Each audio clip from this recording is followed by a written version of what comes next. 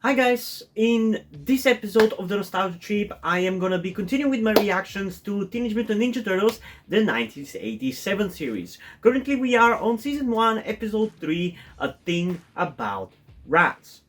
And just like I said in my reaction to the second episode, I've actually been enjoying this show surprisingly a lot, so I hope the enjoyment is going to continue for this episode as well, because it's only the first episode, which was the episode where I obviously had to get accustomed to what I can expect from this show in terms of entertainment value.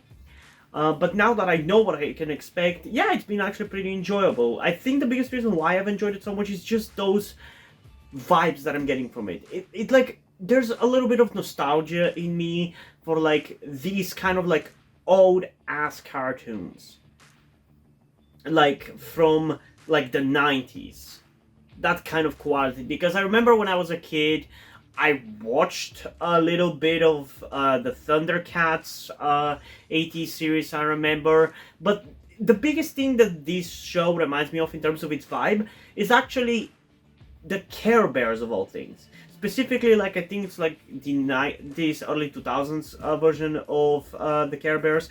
I even have a DVD here, but I don't know if you know what. Let me show it to you. Actually, let's see.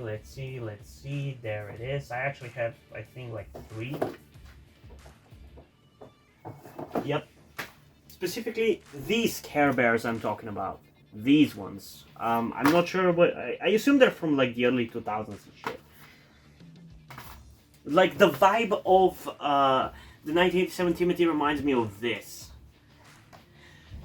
And yeah, I actually enjoyed quite a lot, so I'm hoping that that vibe is going to continue going forward.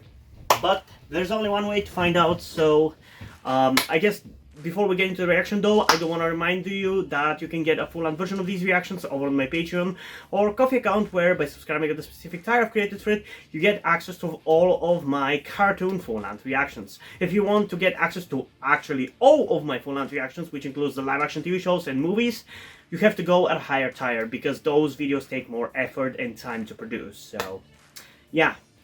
Anyway, without further ado, let's get into the reaction in 3, 2, 1. Man, this theme song really fucking slaps. I honestly am really starting to like it.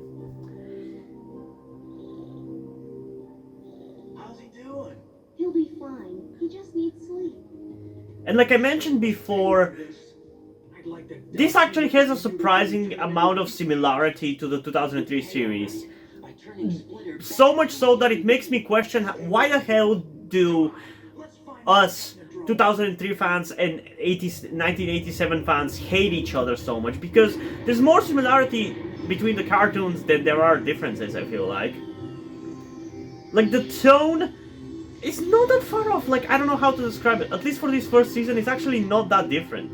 Like I don't know, I'm getting early 2000s vibes. Like, it makes me sometimes, there's moments as I'm watching this where I feel like I'm watching the 2003 series a little bit. And similarly, Rise of TMNT in 2012 actually feel decently similar. Is that Stockman? Man, they really didn't evolve the design of the Mousers that much, did they?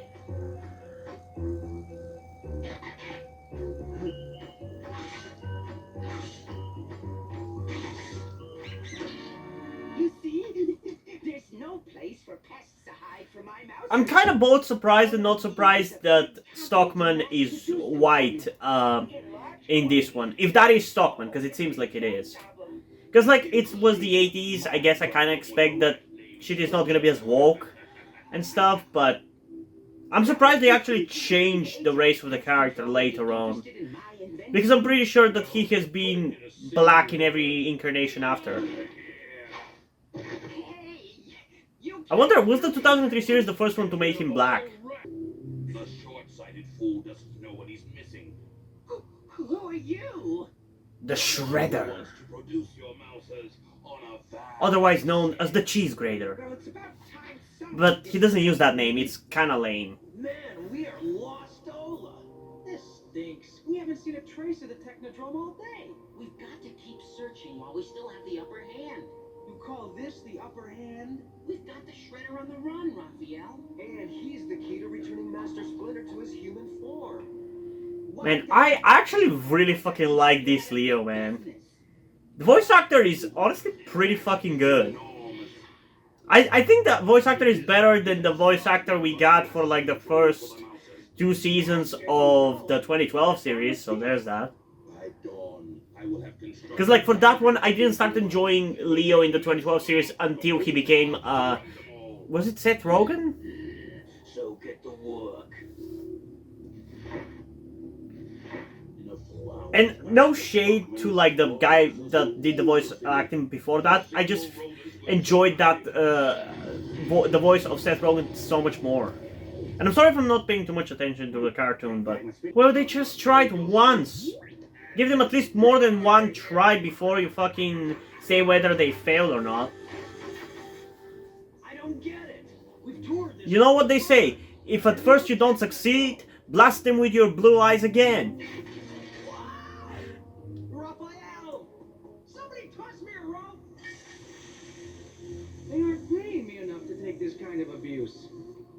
And that was the voice actor actually saying that and ad-libbing it. That wasn't in the script. They ad-libbed it. Rokosaki gave me quite a going over. Listen, I'm joking, by the way. Running around with mutant turtles, chasing kids. God damn, this April is really fucking pretty. She might be the prettiest of them all. I'm starting to understand why Jax Blade has such a crush on her. The turtle's home companion? Oh no!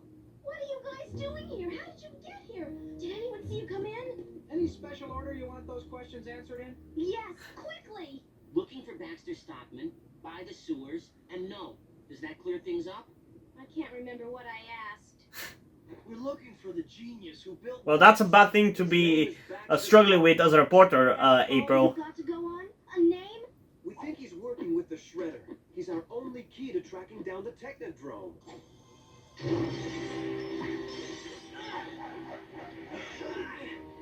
You're no match for Michelangelo, master of the Manriki Gusari. And you are no match for Raphael, master of the manhole cover. What a sucker. Okay, Bub, let's chat.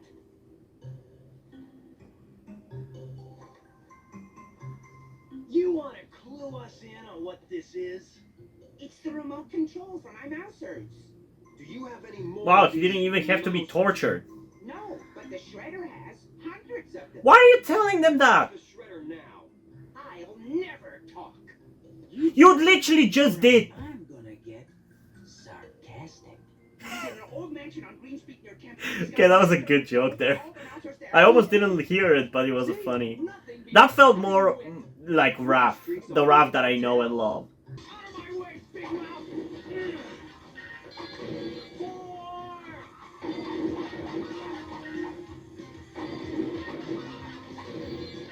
Guys, you're destroying the apartment! One bit. The ropes.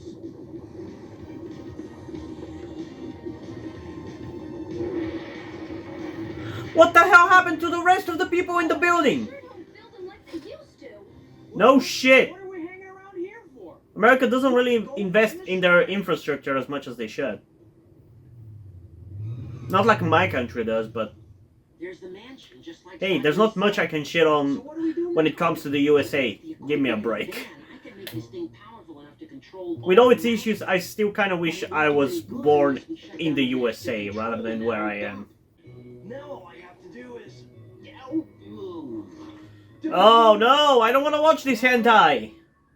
That Michelangelo. Remind me to give him a stern talking to. If we survive this.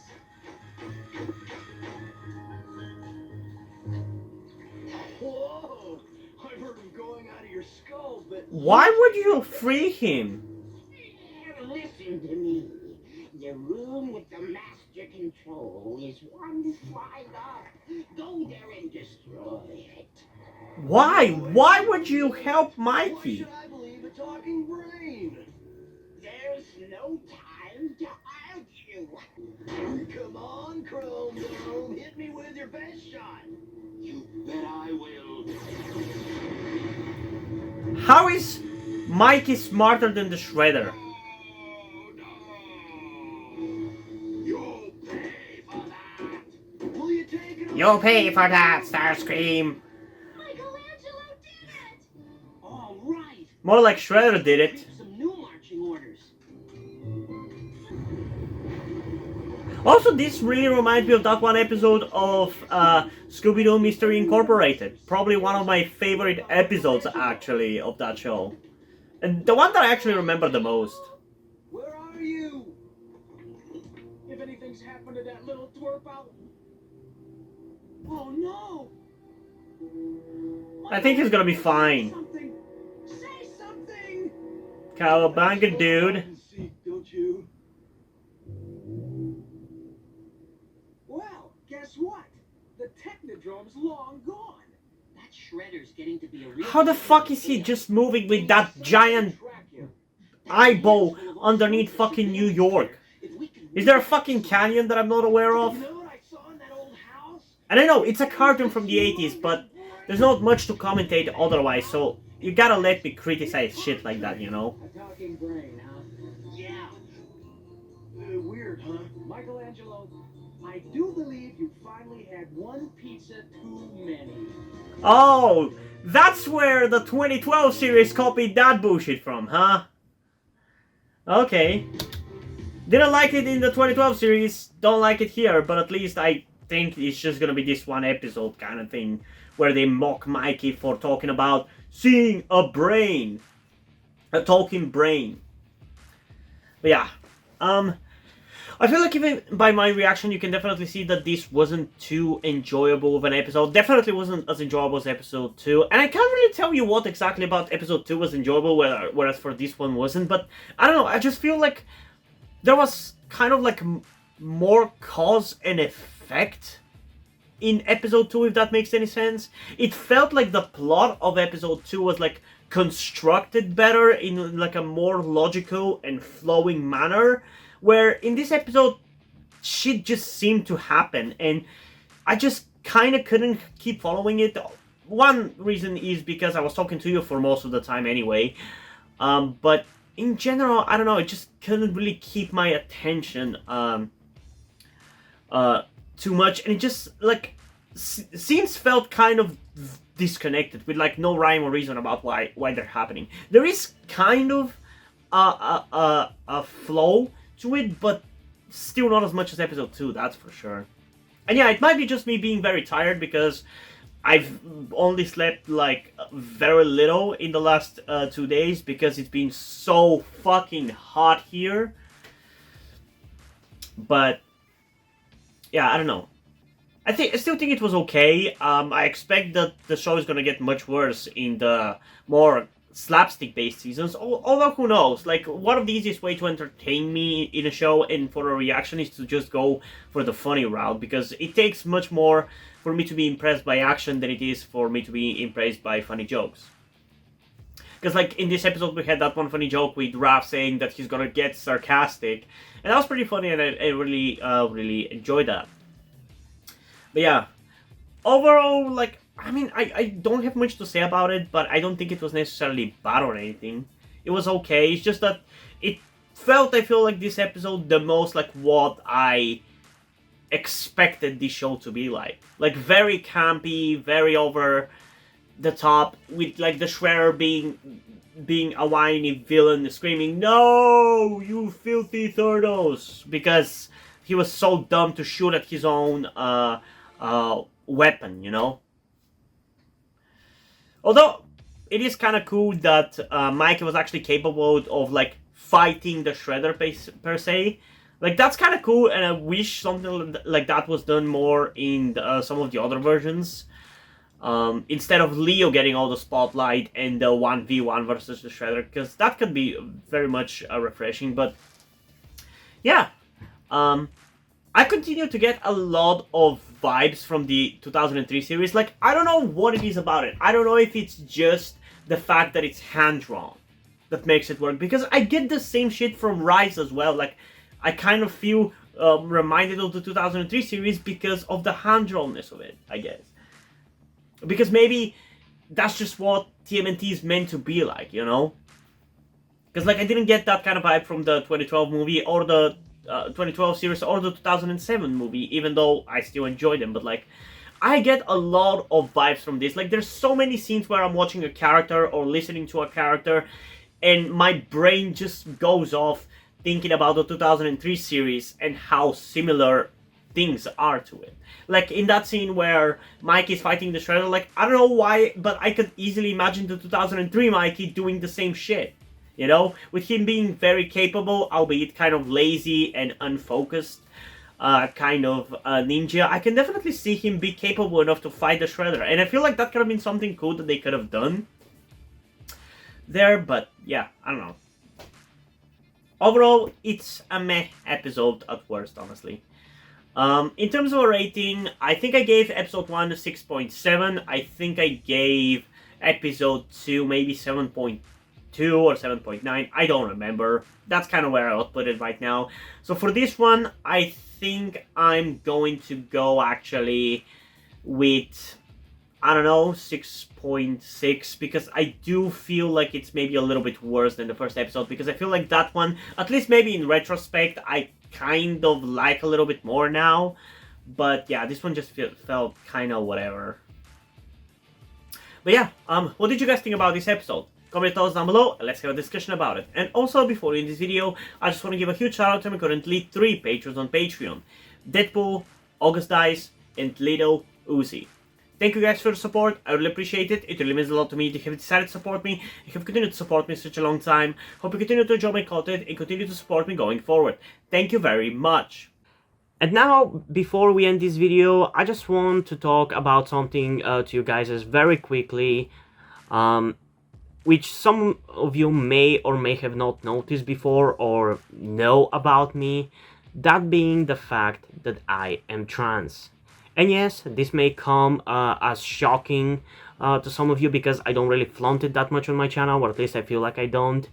Outside of like my K-pop reactions, which is where I feel like the most comfortable being myself like this. And yeah, I am in fact trans. I'm not necessarily full-on male to female, but I heavily want to transition to being pretty female. I do consider myself more non-binary though, or maybe gender fluid would be the best descriptor as well, because I do have occasional moments where I feel fine being like just a normal guy, but most of the time, like right now, I do feel very dysphoric. And that's why I'm asking you guys for any help that you can give me, because my situation right now, I don't really see any way outside of you guys' help. Because, and this is gonna be kept short and concise, I live with my parents. They're never going to accept me as a trans person. They just never will. And as a matter of fact, back when I started the YouTube channel, I was actually kind of slightly starting my transition back then, with like starting to grow out my hair. I even got to DIY HRT, but because my parents started noticing certain things, like my behavior had changed a lot and my clothes had changed a lot, I kind of had to stop doing that, because they were constantly nagging me about cutting my hair and just started to kind of be threatening in a certain way, and felt like they were ashamed of me and everything. And that just kind of stress just tired me out to the point where I just gave up. But as dysphoria goes, it just doesn't go away, you know. I still feel like this, and in fact it's somewhat been intensifying again recently, so I just wanted to share this with you guys. And again, I would really appreciate any amount of support you can give me in regards to this, because I just don't see any way out of this. Because even if I moved out of my parents' house and got myself a job and everything, that's just not gonna work for long-term planning, because once I transition, it's like I probably will not be able to get myself a job because my country is very transphobic. Nobody gives a shit about LGBT people at all. So there's not even much I can do even in terms of transitioning here. So yeah, I don't know. I just would appreciate any amount of support you can give me, be it monetarily or in any way otherwise. And this is not about boosting my channel or anything, or guilt tripping you with my sob story. I just wanted to get this off my chest and make my subscribers aware of the situation that I am in, and that I would appreciate anything that you guys can help me out with. It would mean literally everything. Like, for example, a friend that I made after starting this YouTube channel, my good friend Yuri, has been helping me out a lot. And I genuinely might have not been here if it wasn't for him showing up and befriending me. So yeah, this just went a little bit longer than I intended, but I would just really appreciate anything you can support me with. That's kind of ultimately what I'm trying to say. And yeah, hope you guys enjoyed this video, and if you did, please leave a like, subscribe. Also, check out the link in the description to my Twitter if you don't follow me over there, and to my Wattpad where I post my stories, because in addition to doing all these videos on my channel, I'm also a writer. And if you don't enjoy my stories or simply enjoy my videos, you can head over to my Patreon or to my Ko-fi account where you can pledge support and help get the channel going, help support me so I can keep writing the stories you enjoy. But if you don't want to do it, that's completely fine. You can still help me out in other ways, like liking this video, subscribing to the channel, and especially sharing this video to someone who you think might enjoy it. And I think it's pretty much it for this video, so hopefully I'm gonna see you in the next one. Bye!